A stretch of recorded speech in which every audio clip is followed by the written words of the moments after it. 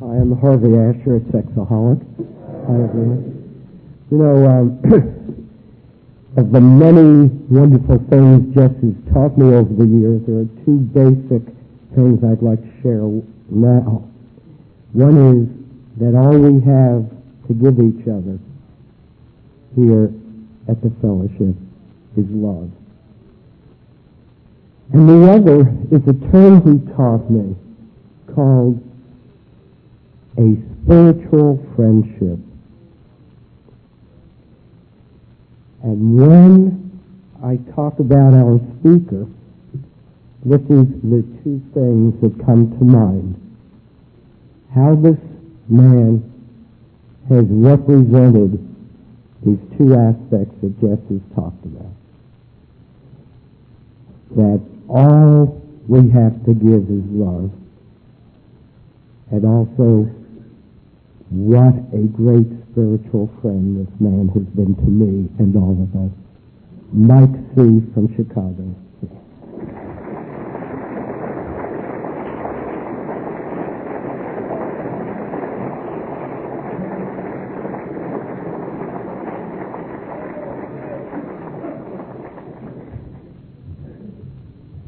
Hi, I'm Mike, recovering sexaholic from Chicago.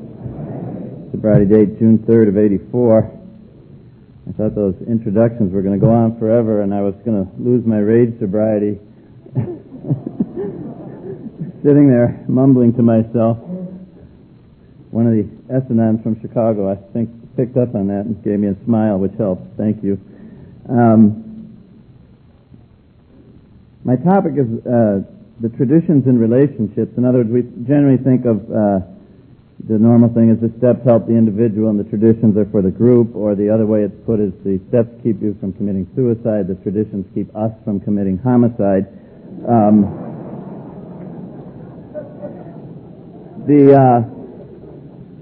The purpose of my talk is to try to talk about how we might actually apply the traditions beyond just the group and into our own relationships. Before I start, I do want to say thank you to everybody in this room. Thank you to Nashville for having us. I want to say in a special way, in fact, if they wouldn't mind, I'd like to ask all the members of the Wednesday night St. Teresa's group who might be in the room to stand up, please.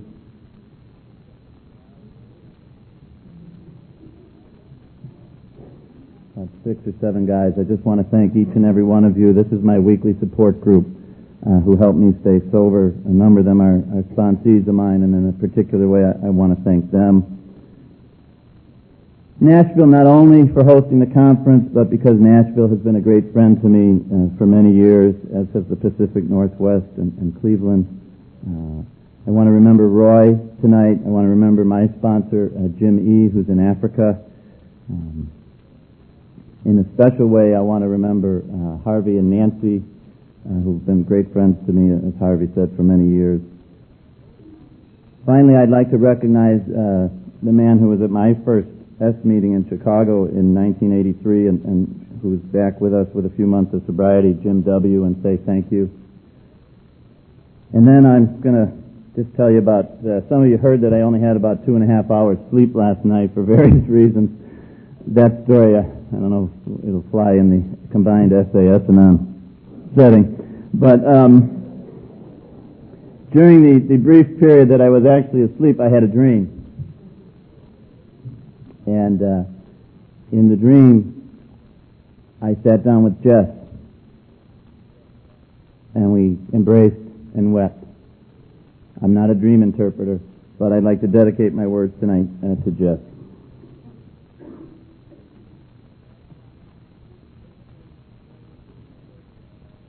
My hope for the fellowship in terms of the traditions, I suppose, has to do with tradition 10. And when I read a tradition tonight, in each case I'm going to read the long form and take the name AA and substitute SA.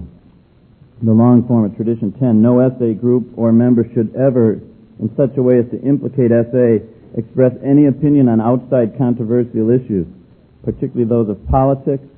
Here's the one I find interesting. Alcohol reform or sectarian religion. The Sexaholics Anonymous groups oppose no one. concerning such matters, they can express no views whatever. My thought about that is a hope that as we continue to struggle with issues and tensions in our fellowship, that we might learn to live in the tension as opposed to trying always to resolve it. That we might learn to be patient, to move slowly, to not cut off views on either side of any issue, and that we never use the traditions as a weapon for one side of any issue or another, that we understand that the traditions are here precisely to keep us from committing homicide. They are here to make us go deep inside ourselves and find God so that we can connect to one another. Never ever to be used as a weapon. Having said that, I'll now talk a little bit about traditions in relationships.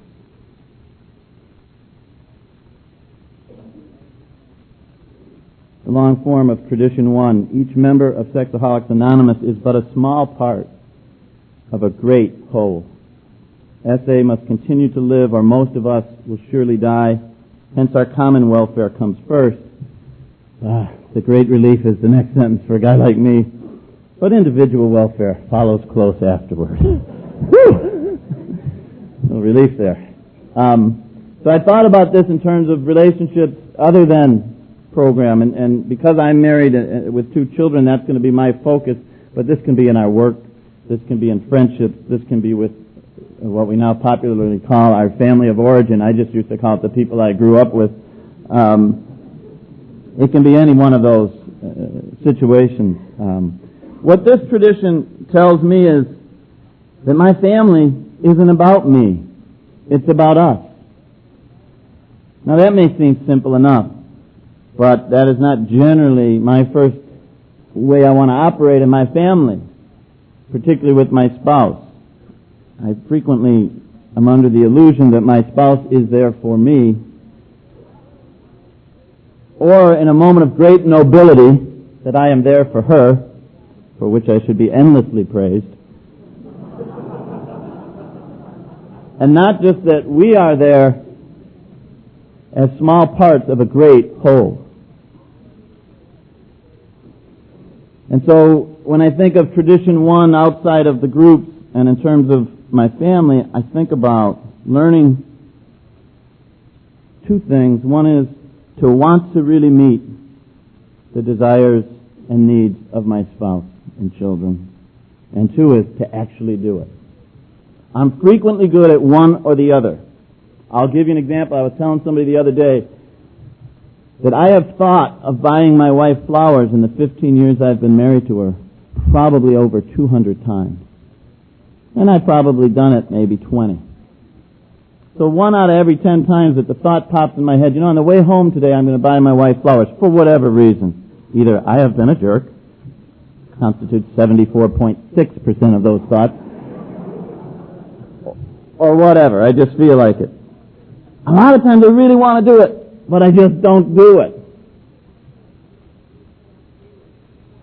And the other is the reverse. I do it, but I don't want to. So I said in an earlier meeting today that my wife had some things she needed to do recently in the morning, and asked me the night before if I'd get our daughter dressed for preschool the next day.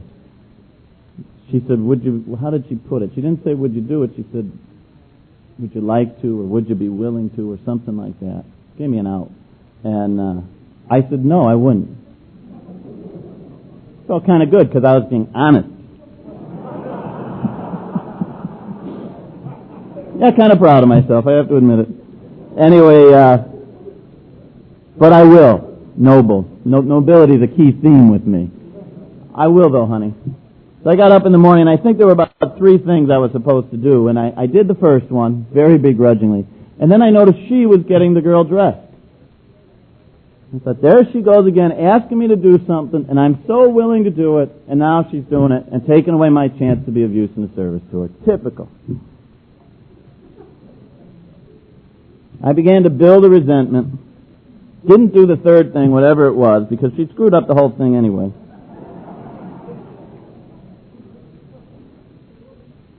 And ended up getting in a huge fight that reached the brink of losing what I now call my rage sobriety, which basically, in case that, what's he talking about? It means verbally abusing my wife and children.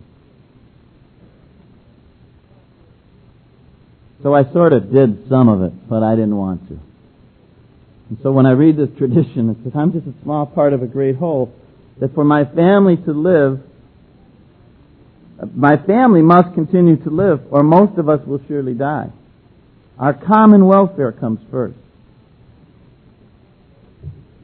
So my thought is, God grant me the grace to want to do it and then to do it. Tradition 2 actually is the same in the short or long form. It just says, for our group purpose, there's but one ultimate authority, a loving God as He may express Himself in our group conscience. So last August, where's Tom? Oh, there he is. Last August, a member of our Wednesday night group was kind enough to allow me to stay in his home in County Mayo in Ireland. In a small village, his home is up on a hill. I'm a big city boy, and I both am drawn to and terrified by the quietness of the west coast of Ireland. Got another West Coast man over here from our Wednesday group, a little further south in County Galway. And so the first night we were there, I was having a lot of spiritual struggles. I was starting to feel my mortality. My wife puts it this way. She says, on the west coast of Ireland, the boundary between this world and the spirit world gets a little nebulous. I translate it. That's her way. My way of saying that is, I'm scared. And so about the second night, my wife and I have a routine where we put the girl to bed, and then a couple hours later we put the boy to bed. And once they're to bed, we really don't want to see them because now we got a little time for ourselves. And we're sitting out talking about sort of some deep issues, you know. And my son comes out of the house. And my first thought is, what the hell is he doing up? We've put him to bed. He knows better. He's ruining my time with my wife. You know, and I'm not ready to blast him, but it's a possibility. And then I notice he's crying. So then I melt. And I say, okay, I'll allow an exception since you're crying, son. And he comes running out. And I realize he's not just crying, he's weeping inconsolably. My 11-year-old boy. I said, what's wrong, honey? And he says, I just realized for the first time, Dad, that you are going to die someday.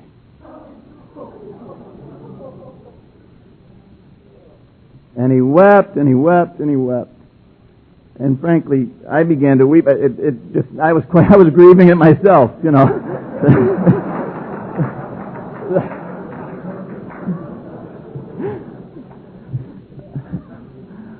And then I looked at my wife, and she began to weep, and before I knew it, thank God the 4-year-old was sound asleep. That I could not have taken. The three of us were sitting in the front of Tom O's house on this beautiful hill where the line between the spirit world and the world I usually live in had all but disappeared, weeping and grieving my impending doom.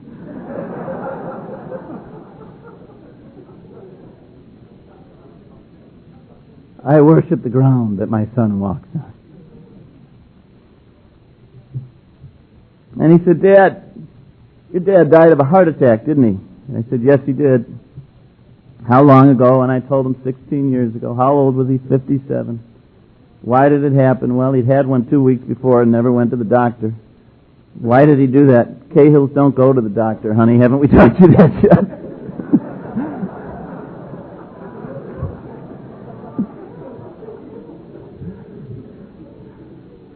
And he said, Dad, would you make me a promise? Now, my wife's been asking me to do this for 16 years. He said, would you go and have your heart checked out? And I said, well, James, then he says, you know, that ad, Heart Check America. And I've been listening to that ad, having a huge resentment for, 2 years, turning it off every time it comes on. Don't want to hear it, don't want to know about it, don't want to think about my father, don't want to think about me, don't want to think heart.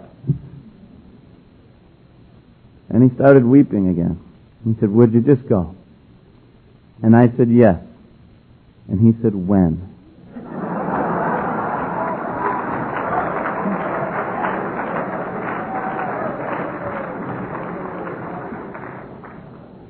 I said, I promise to go by Thanksgiving.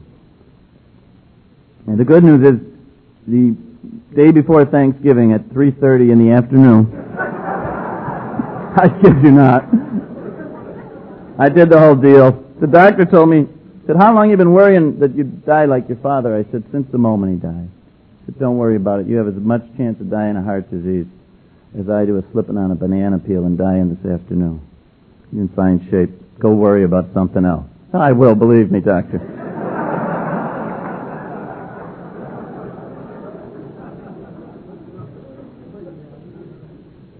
I had to put that test off for another 10 years.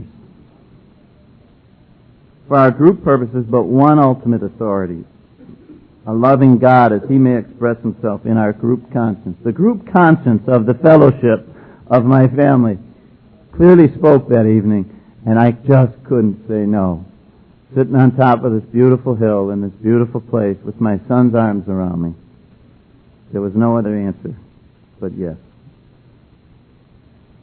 Tradition 3, long form, our membership ought to include all who suffer from sexaholism.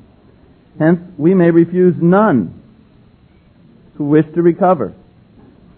Nor ought SA membership ever depend on money or conformity.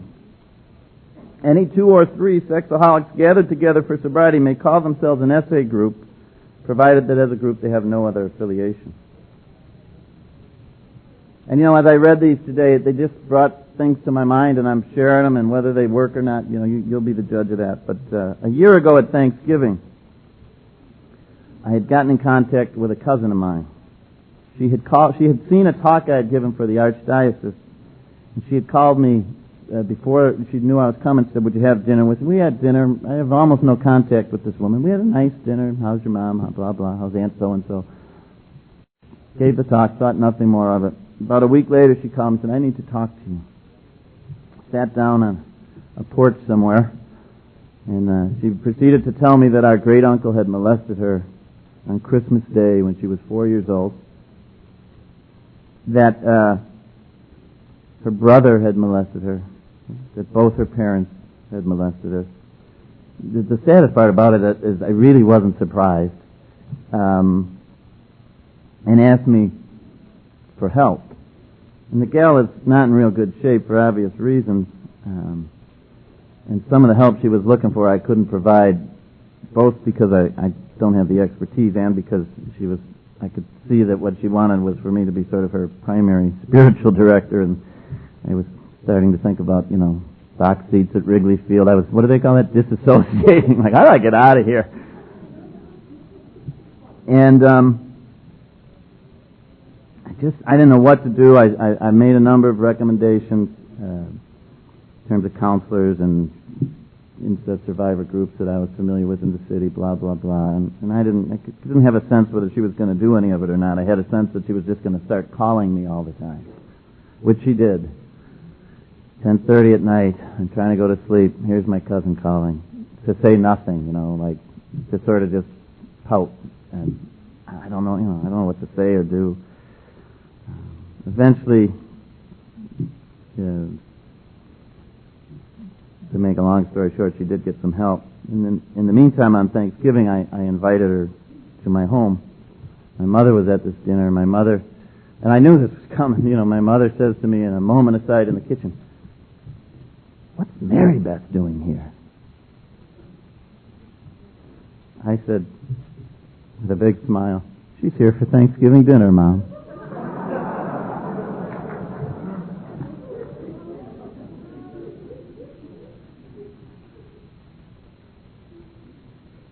So that's my Tradition 3 story. Tradition 9, the long version is very long, so I'm just going to pick a couple spots of it. This is for my benefit, but applying again this tradition to my family. Every SA group or family needs the least possible organization. What if that was true for our family? My wife and I have spent 15 years with me telling her that we need to be more organized. And here's this book. Then it says, rotating leadership is the best. Those two sentences could destroy my marriage. Or save it, depending on how I want to look at them. Then the final sentence is, they, meaning, I guess it's those in authority of the trusted servant or whatever, they derive no real authority from their titles, father, mother. They do not govern. Universal respect is the key to usefulness.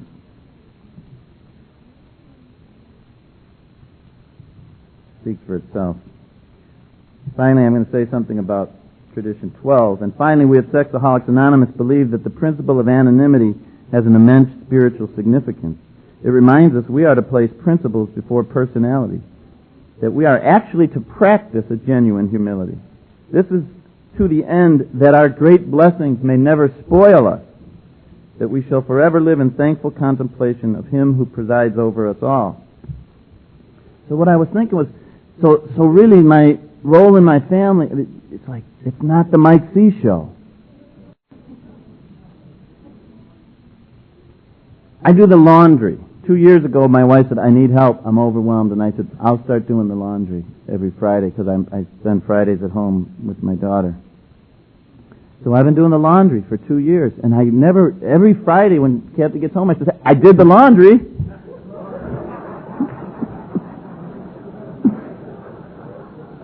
And on a Friday like this weekend when I have to miss it, I won't be here this Friday. Good luck with the laundry.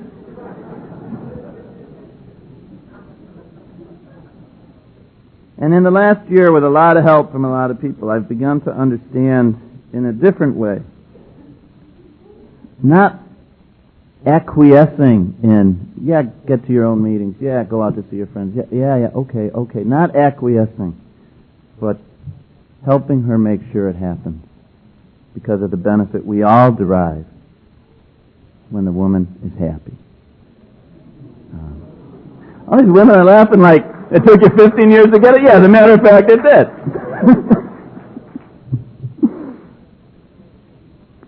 I'd like to close this somewhat disjointed talk with the words my daughter Mary Kate said to me today when I spoke with her on the phone.